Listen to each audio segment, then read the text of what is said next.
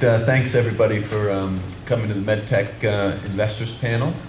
It's great to see everybody. And we're going to try to keep this interactive, particularly towards the end, but don't hesitate to ask questions. We've seen a lot of changes, at least over the course of my career in investing, I guess since 2001 in the MedTech world.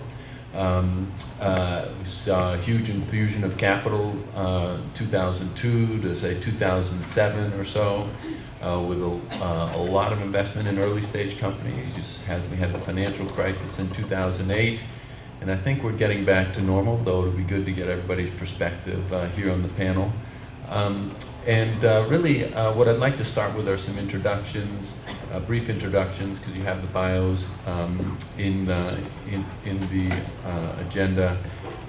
But we'll do some brief introductions and really get into some questions. And I really want to focus on sort of the nuts and bolts of how we can help people in the room, particularly the entrepreneurs in the room. So just briefly, my name is Jeff Pardo, partner with Gilda Healthcare Partners. We're a transatlantic investment fund, manage about 800 million euro. We denominate in euro. We typically actually focus on the later stage, which is probably why I'm moderating. And my colleagues do much more early stage investment. And in the US, we focus on device investing and also digital health. And in Europe, we'll add biotech to the mix. And I'd like to just go down the line. Alan? Hi. Well, good afternoon, everyone. Alan Daisley. I am Managing Director of a program called Startup Bootcamp for Miami Digital Health. We look at digital health and just medtech in general, but the thing, I spent several years running a device accelerator program called Certified 10, which I just left.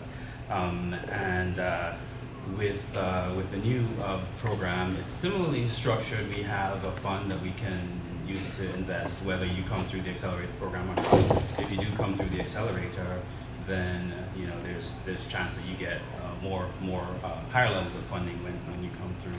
But we generally look at med tech that is connected in some way. So if we look at devices, it's going to be things that are connected and give data or can give some sort of feedback. We like to look at things that improve the provision of healthcare, lower cost, more effectiveness, help to save money, reduce liabilities, cut down on readmissions and things like that. And so it's the standard stuff, but the key is some body of medical knowledge or innovation coupled with that digital, that IT part that makes it so that you can look at new business models and use those to create value for customers. Renee? Great. Hi, I'm Renee Massey. I'm a partner with BioStar Ventures, and it's a different fund. We call ourselves a physician-based fund. The founders were two cardiologists, and the three of us, along with, we have what we call them medical venture partners. MVPs, which sounds like a really good baseball team, but we have, they're in the cardiovascular field and orthopedic. We have 3 orthopedic surgeons and 7 cardiologists, 1 EP, 1 cardiac surgeon. In any event, we're early stage, only orthopedic, only cardiovascular, and our value add is really bringing their clinical expertise to companies. And I think you as entrepreneurs, if we become an investor, they help, obviously we get proprietary deal flow and they help me with due diligence, but a real value is, having access to that group and all their colleagues, literally throughout the world, from the time that we invest to the time that we exit. So, we just raised our 3rd fund a couple of years ago, about 70 million. So it's a tried and true model. It's different, but it works. So hopefully it will continue to work. Cool. Fingers crossed. Yeah. Jerry? Yeah, thanks guys. I'm Jerry Brunk. I'm a partner here in Boston with Lumera Capital. We're a healthcare life science venture firm, actually based up in Toronto. I joined the firm in 2002 to open up the first office outside of Toronto, outside of Canada rather, here in Boston. Today we have offices here in Boston, San Diego, Vancouver, Toronto, and Montreal. We manage about a little over $300 million worth of capital, and that gets invested typically about 70% in biotherapeutics companies, generally at the phase 1 stage and later, and the balance within medical devices and medical technologies, both preclinical as well as clinical or even commercial stage. We closed our latest fund, which is going to be a $200 million fund, just a few months ago. We've now made 2 investments out of that fund, so we are actively investing, looking at new ideas, and I think, like my friends up here, have a pretty acute hyper-focus on innovations that can really quite directly impact the cost equation of healthcare, not just here in North America, but on a global basis. That has emerged much more so, I think, over the past decade as a core investment theme of ours, and probably everybody up here will talk about that, I think, as one of the topics. But it's really one of the first leading lenses that we look at any new investment through is that cost equation. So thanks, glad to be here with you guys today. Great, we have some really unique perspectives around the table. So maybe what I'd like to do is start with kind of the state of the union, the state of early stage medtech investing. And maybe Jerry, why don't you start? What is the state of things today? How do you view it? How healthy is it?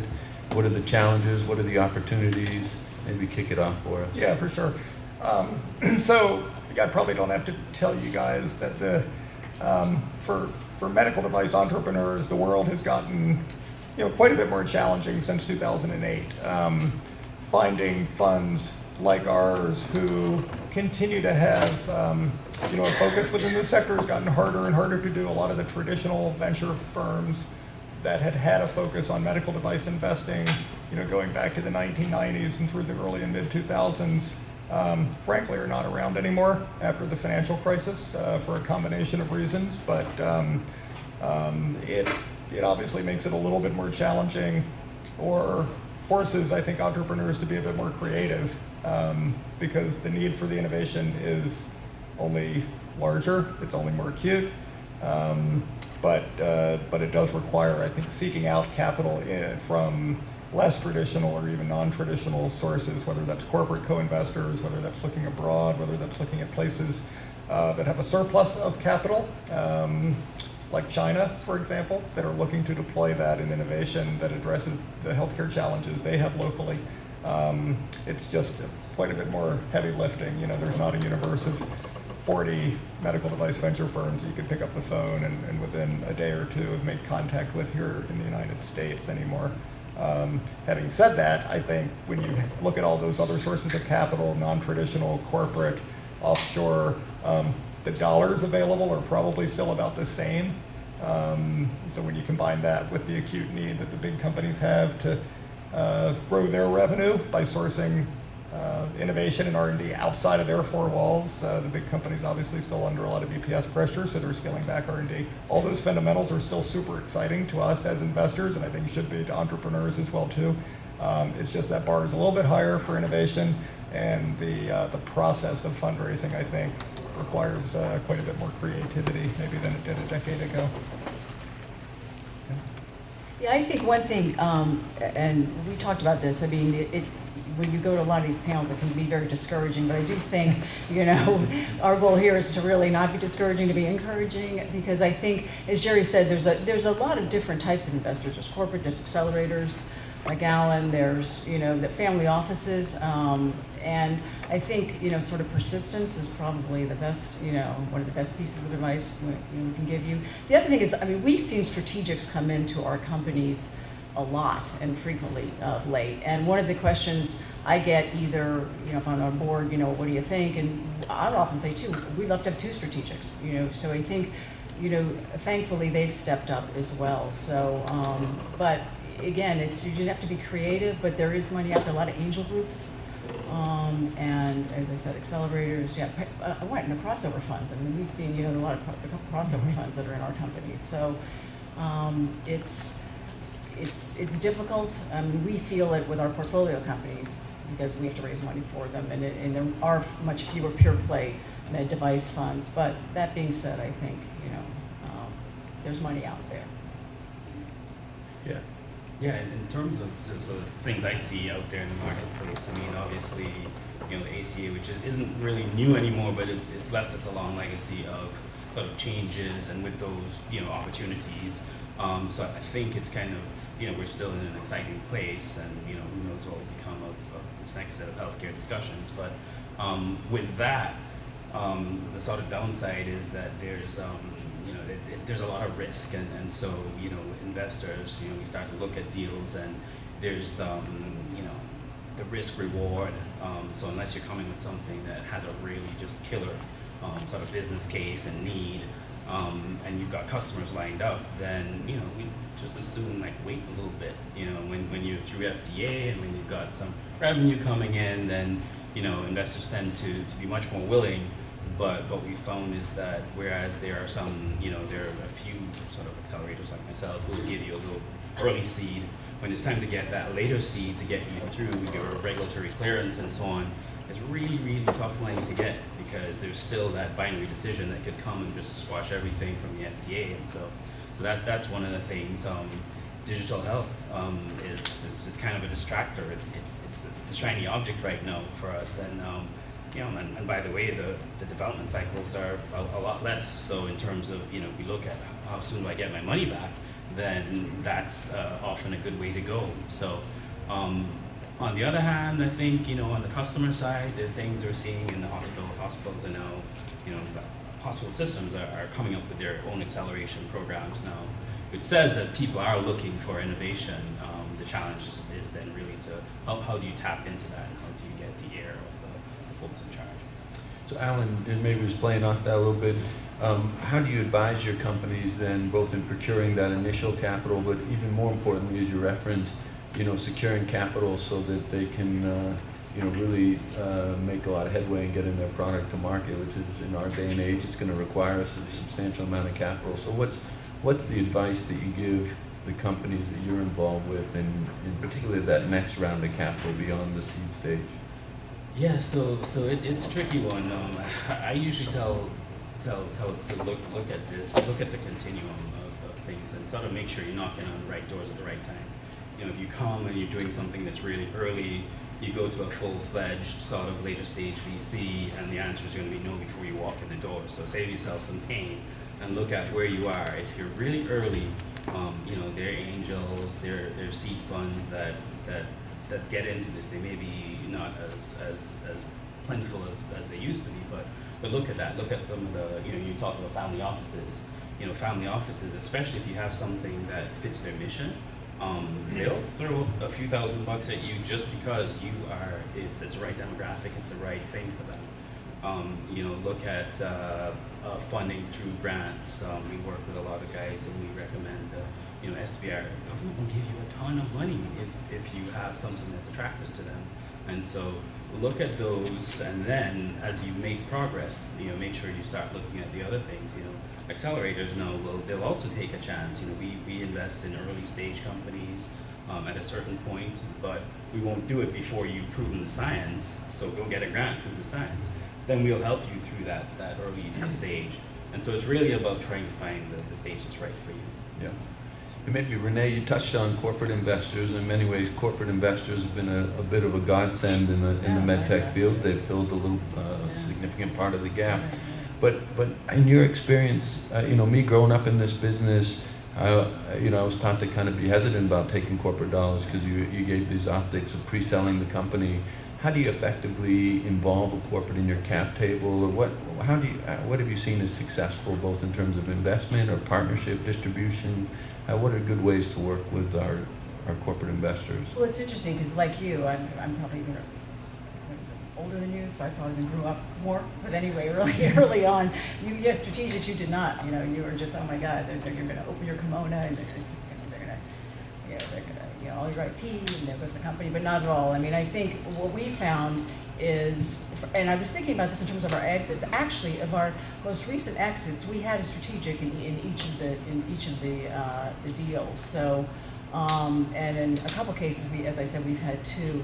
I think they come to, you end up getting to know them. I mean, we're looking at a couple situations where they'd actually even lead. So I think they don't necessarily want rights. I don't know what you found, both of you found, but I mean, I don't think the whole thing about, if they want distribution rights, then frankly, they need to pay up. But we're not saying that they require that. I mean, I think they're interested, because especially in this the cardiovascular orthopedic, they really also want to understand the trials and be involved in the trials, so they'll get involved earlier on, because I think they understand, they want more control sort of later on, what, sort of how those are designed. But I think it's, we meet with them frequently. They're just, it's typically financial. They make it right at first look, but it's amicable, and they're very helpful. I mean, really, really very helpful. So I would really encourage you, if you can get one, to talk to them and not worry about, the opening, the kimono. Yeah. So. And Jerry, maybe to touch on that, in your companies, have you had corporate investors, and how far have you been willing to go in terms of giving up rights? Will you give a right of first refusal? What are some of the things you've seen? What has worked? What hasn't worked? Any advice? Yeah, for sure. I guess the one piece of advice I'd have, which is kind of common sense, but the more you can create a sense of scarcity and urgency and competition between, two corporates, the better, right? Because there are, certain things that do come sometimes with that investment. We have done rights of first refusal selectively with companies. My advice there would be just to put a very finite time frame against that right, and a fairly clear expiration in terms of a milestone that kind of comes with that. I have seen in companies we have looked to invest in where there's a very open-ended right of first refusal, which I think got negotiated when the company didn't have a lot of leverage, and that makes it frankly quite challenging, I think, for new investors to to come in behind something like that. But we're certainly not averse to it because, Renee pointed out, the value we've often found we get and our companies get from that relationship probably outweighs the the marginal downside of some reduced strategic flexibility down the road. Much of that value comes from kind of a part of the business where I found our companies, and frankly we are just much less experienced around, which is on the reimbursement side. So it's not about necessarily clinical trial structure. It's not necessarily about engineering or material science, but it's getting deep into the reimbursement organizations within your strategic co-investor and understanding really what it's going to take to demonstrate evidence to get not just approval, but the market uptake. And that's really hard to replicate because, I must say that, the big companies, there's some things they're less good at sometimes, but when it comes to market access and reimbursement, generally there's some pretty deep expertise there, and if you're able to, tap into that in a way that your competition can't, we're willing to give up some marginal rights around the periphery of deals. Yeah, that's a great point, and maybe just to chime in here, I think one of the things that we find very validating in the opportunities that we look at is that if there is a corporate investor, I mean, our business has really become. Our investors want to see the money and they want to see returns, and when you can point to corporates circling or even in the cap table, that's very validating. So it's definitely one of the things that has evolved. Maybe shifting gears a little bit into the things that you see when entrepreneurs come through your door that, and maybe we'll play both sides of the things that you see that really are impediments to them securing capital. And if you can give a few examples, that'd be great. But maybe also on the flip side, things that are really attractive to you when they come through the door that kind of hit the right chords, and you feel like, okay, this is something that's a doable deal. I want to do some work on this. And maybe Renee, why don't you kick it off? What are some of the things on both sides of that coin? Yeah, I mean, the first thing, which is going to sound very, very simplistic, but having done this as long as I have, I run a committee when we first look at investments, so we see everything sort of, fresh out. And I think the business plan, I mean, really understanding the business model, I mean, I'm amazed still how we will see, and every week, we get, again, not to be, disheartening, but we do get a lot of plans. And, when you're looking at the projections, you're looking at the underlying assumptions, and they don't make any sense. It just, I mean, it just because it raises red flags in terms of management, in terms of they don't understand the business, et cetera, et cetera. So it's immediately thrown out. So I would say, sort of going back to what Alan said a couple minutes ago, is you need to really understand. I mean, look at yourself, and look at the plan and really kind of, step it out or milestone it out. Because it's, at the end of the day, it's your sweat equity as well. So that's the first thing.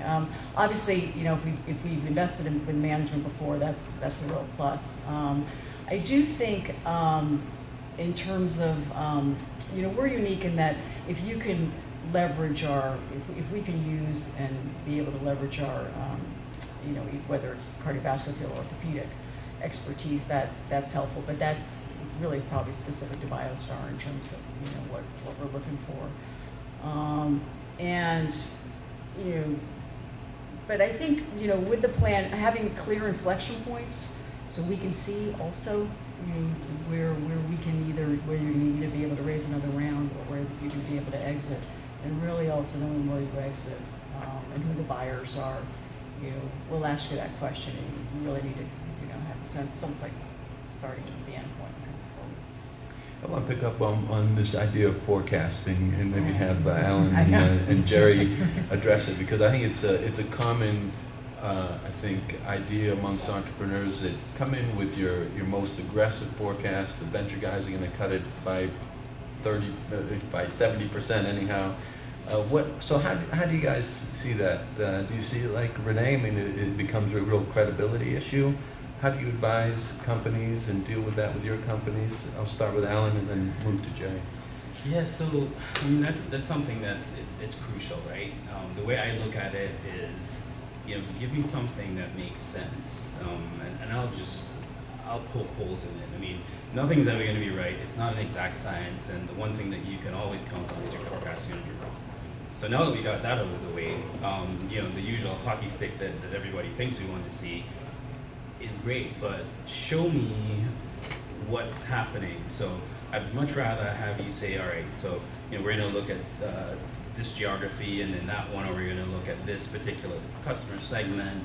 We'll do it by that way, but show me how, after you've picked something that makes sense to me, show me how you then multiply that. And if it's a regional strategy, or if it's a strategy where you're going with, you know, skilled nursing facilities, and you're going to expand through that segment.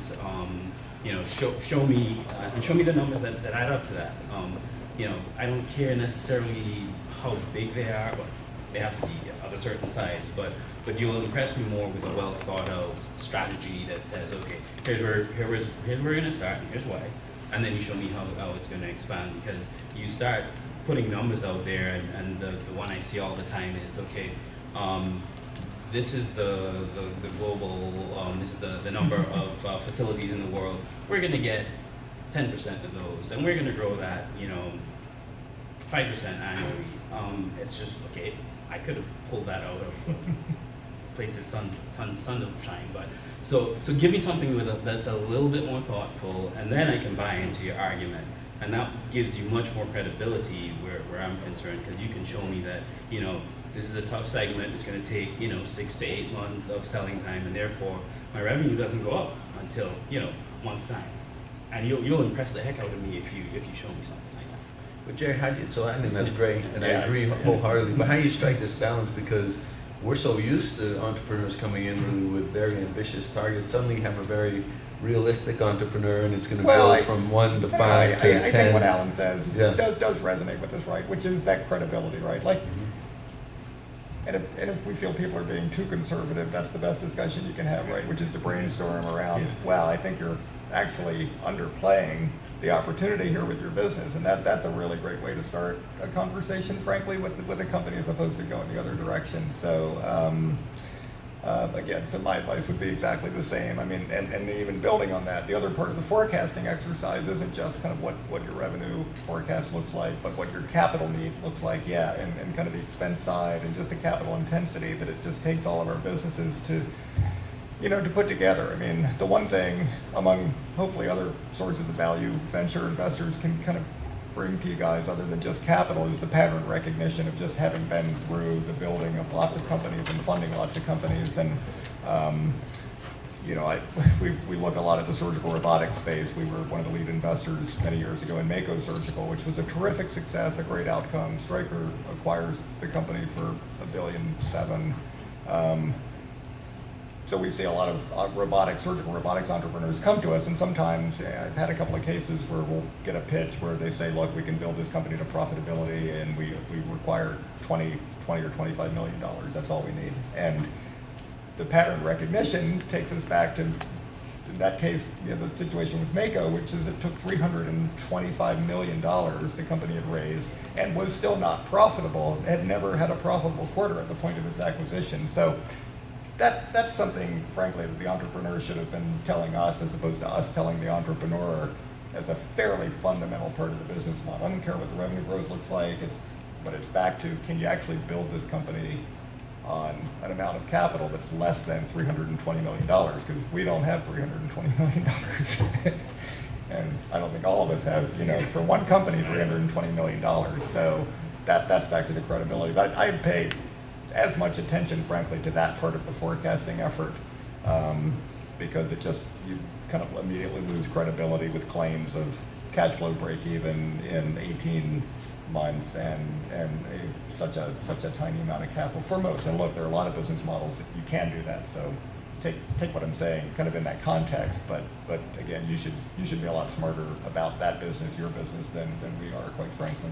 Yeah, to pick up on that, I don't know how much of you know about venture funds, but the way we're structured, we're typically tenure partnerships, and so like one part of my job is we sort of what we call reserve strategy and portfolio, basing portfolio reserves. So when we look at investment, to Jerry's point, we really I'm looking at it till the point of exit, whether it's profitable, great. The cardiovascular space is probably not going to be, because we're going to get out earlier, hopefully.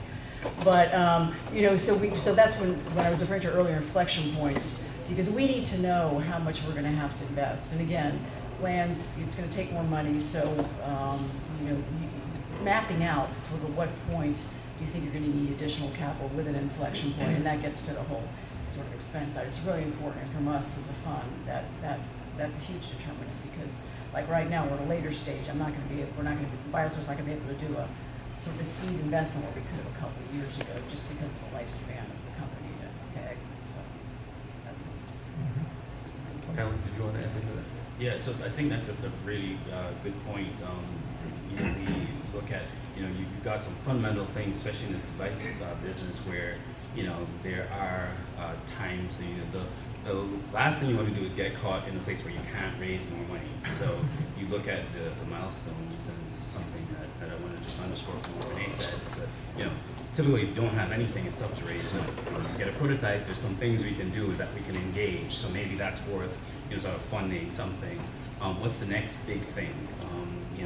You don't want to get stuck where, you've done, let's say you've done an animal trial and it hasn't been successful.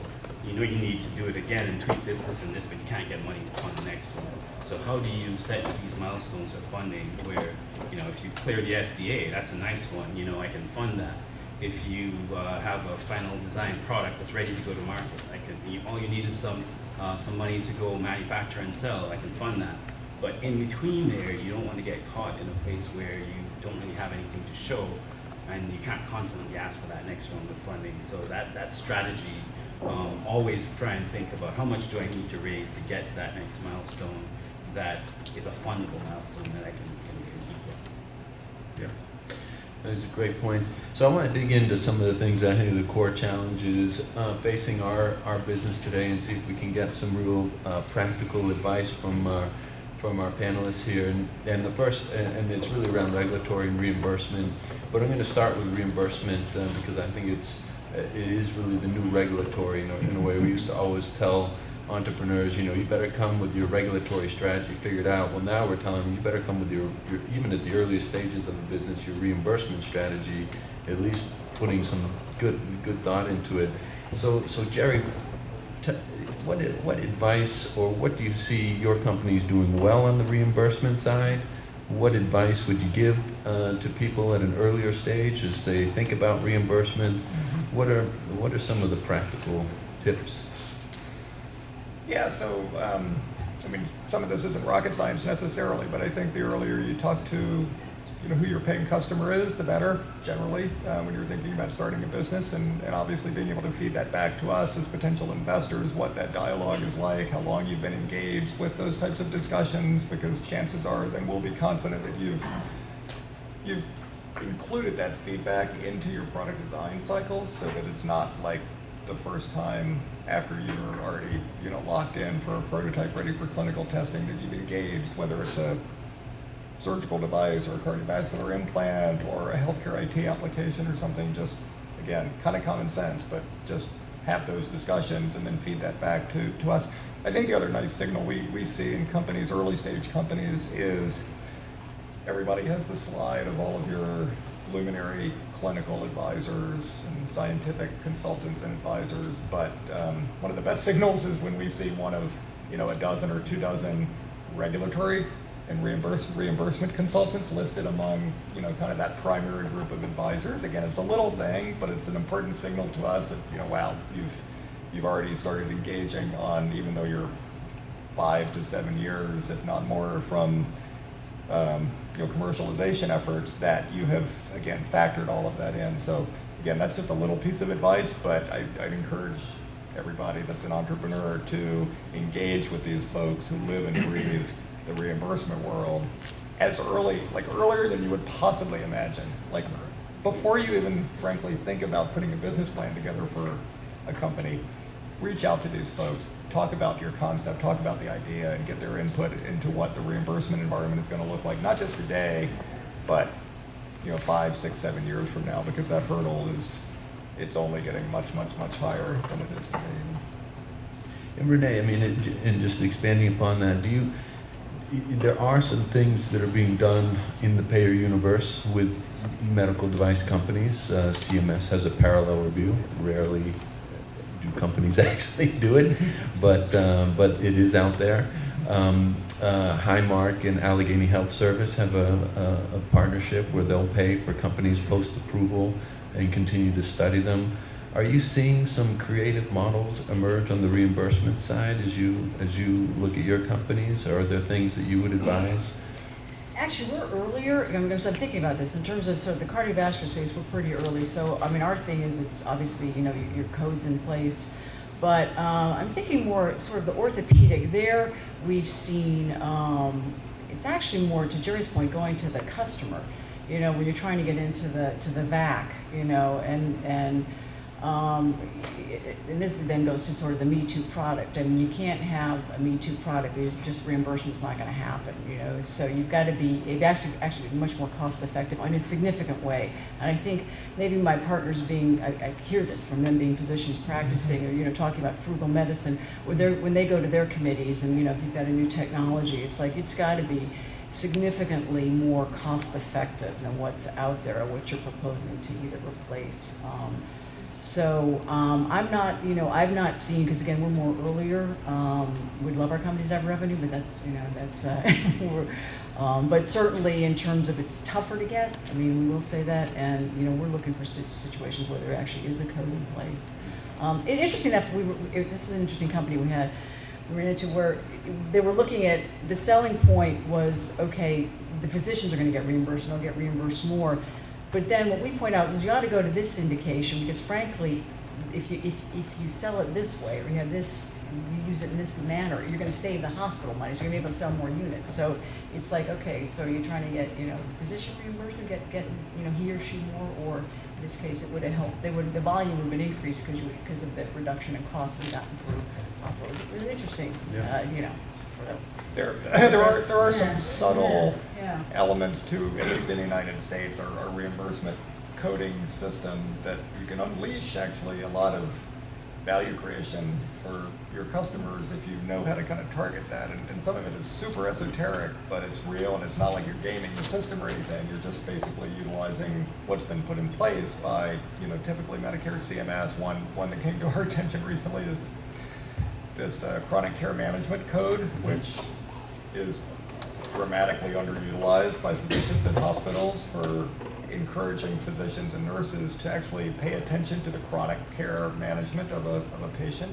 But there's ways to get paid for that, and it's lost on a lot of companies. Wow, we can actually charge for that, and it lets the doctor make money. It saves the hospital a lot of money, because now doctors are encouraged to, because they're getting paid a little bit, to do this, often very simple things, or using a new technology that enables them to kind of code for this. Again, a little esoteric, but it's pretty creative, and we love, when we see an opportunity, we're like, now I can see all the dots connect. Yeah, when my guys come in, I mean, even early in the process, I tell them, look, to spend an hour with a reimbursement consultant, I mean, those guys, they're expensive, okay? The good ones are really expensive.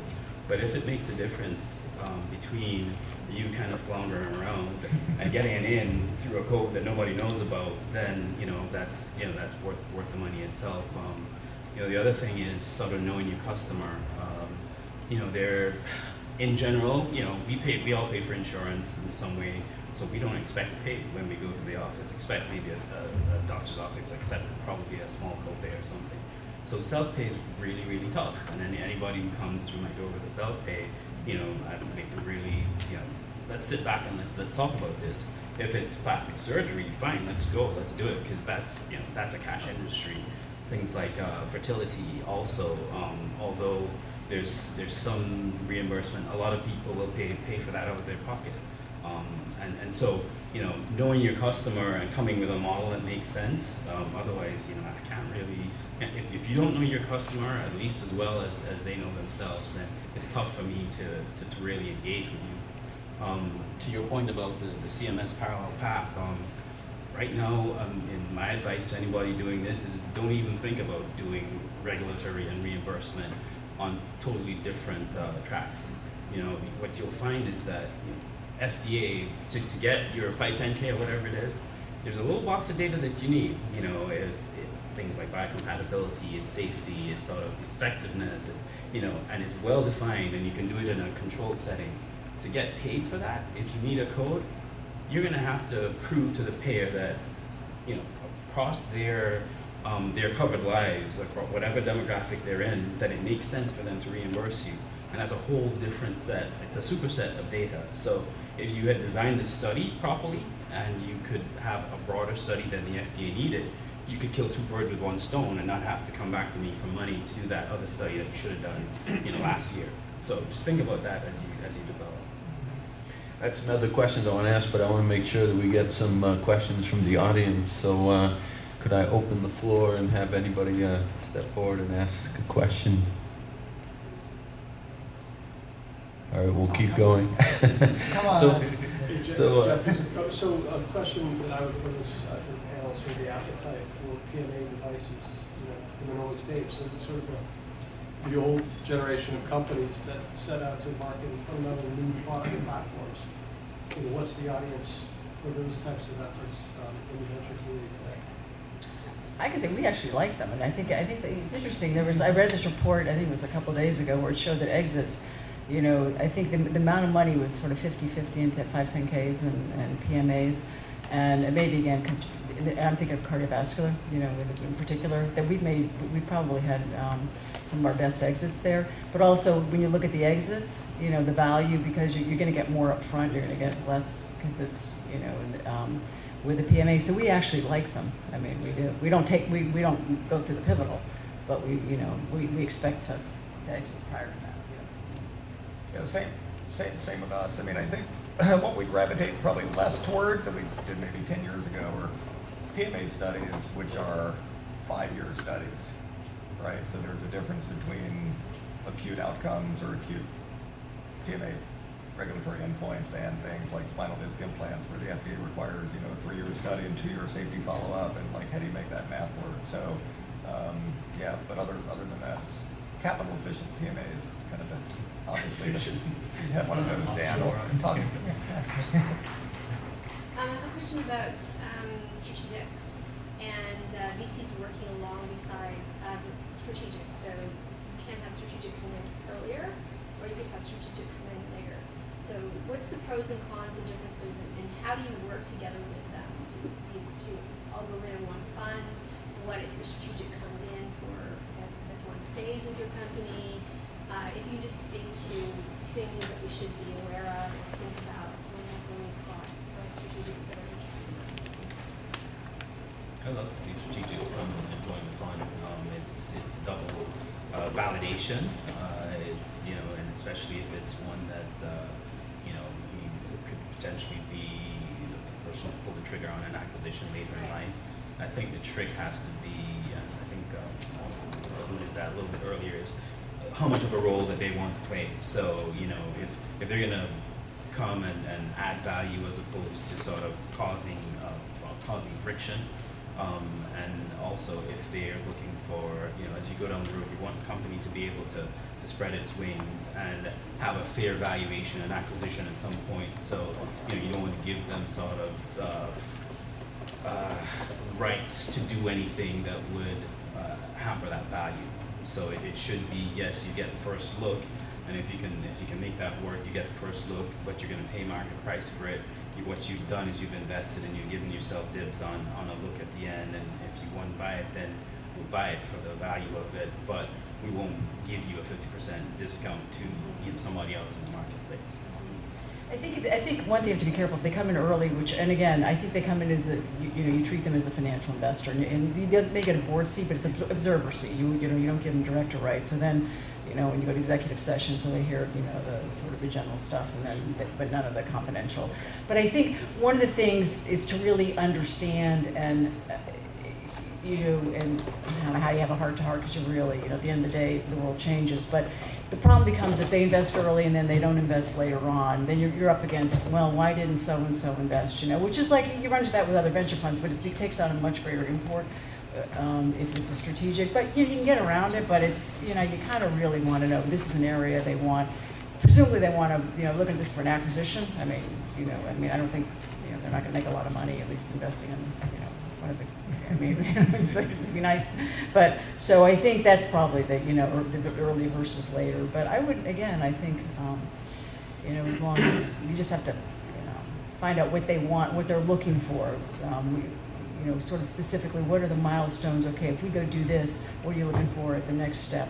You know, and that'll give you some more clarity on whether you can do that and whether, you know. Expectation.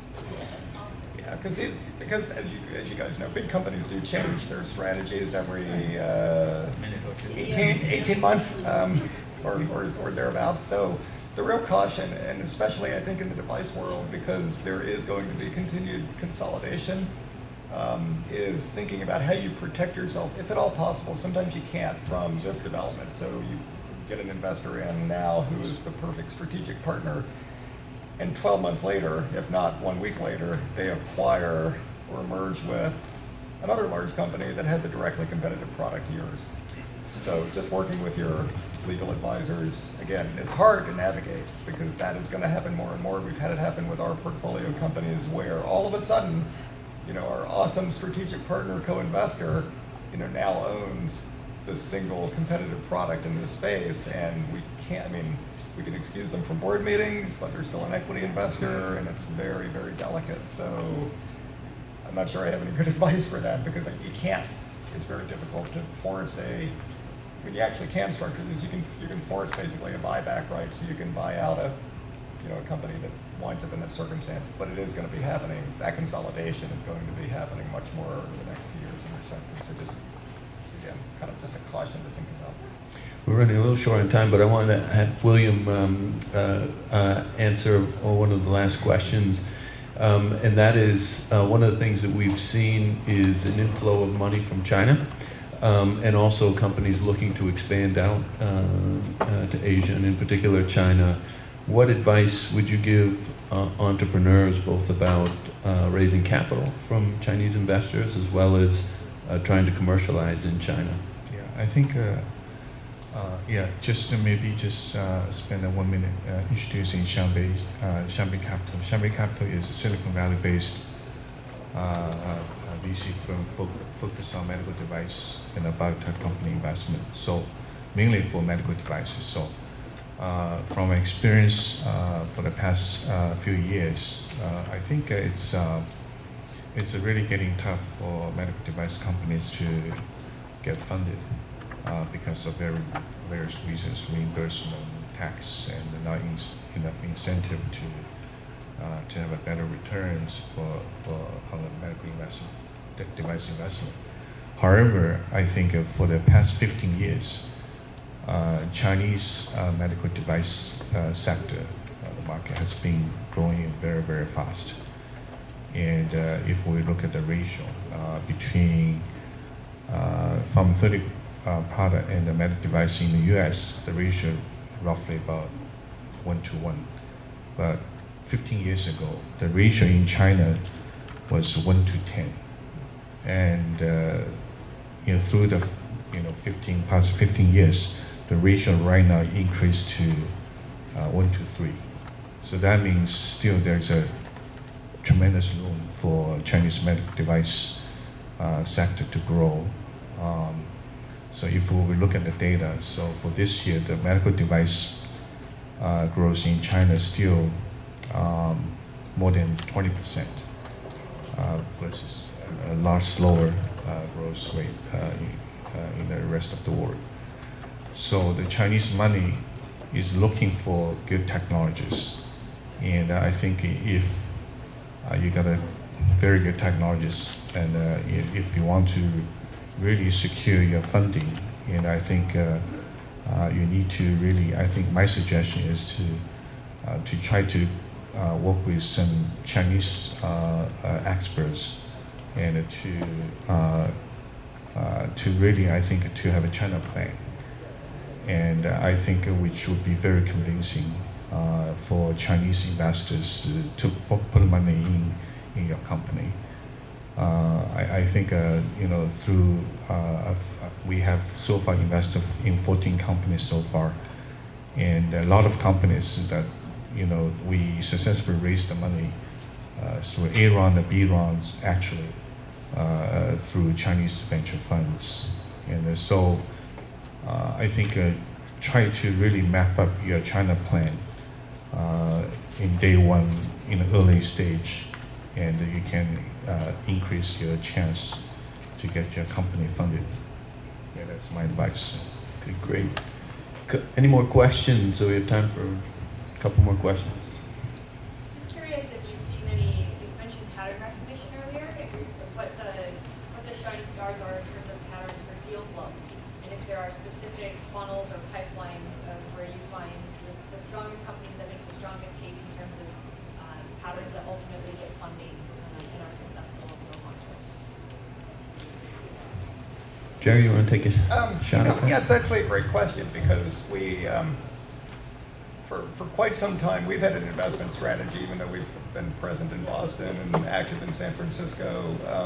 When we look back over where our biggest returns have come from, geographically speaking, they come not from Boston and San Francisco. They come from the Southeast, the Midwest, Canada, the Pacific Northwest. So that, for us, that's kind of an interesting point of pattern recognition. Sometimes it has to do with relative valuations. Sometimes it has to do with, frankly, we've found how much harder entrepreneurs in some of those regions have to work to secure capital and be capital efficient with what capital they have, either non-dilutive grants or all the other creative ways to do that. It's no comment on whether the innovation is better or worse, but when we look at our returns, that is kind of a driving part over the past decade and a half of our investments, right? We've got some great companies in those two cities also, but we kind of encourage people to realize that innovation happens all over the world, frankly. How about Renee and Alan? What are any patterns that you've seen in terms of successful sources of deals? Well, we're fortunate that we have a lot of our deal flow is from our medical venture partners. So that several of them are inventors, and because they are KOLs, probably I would say probably at least half of our companies have come from there. That being said, I mean, we look at plans. I think I'm in Minneapolis a lot. To Jerry's point, I think I'm on 3 boards there, and but if and someone like Jerry or Alan shows me an investment, that's obviously going to get more attention as well as if someone we know before. But again, I think we want to be encouraging here. So even if you don't know us, I mean, we always, we certainly will look at plans, and you just be persistent, tactfully persistent, I guess is versus pain in the. That's great. Tracy, I haven't had any real geographic patterns, but there's some things that stand out to me, like the nurse who saw a problem in the way that IVs were handled on a daily basis, went through it enough times and just said, there's got to be a better way. So I've got the guy who broke his leg, spent 6 weeks on crutches, decided they sucked. and design a new crutch. So there's people kind of in the situation who see a real problem and do something about it. I've had a good few successes out of stuff like that. I want to thank everybody. We're out of time, but thank the panelists and thanks everybody in the audience.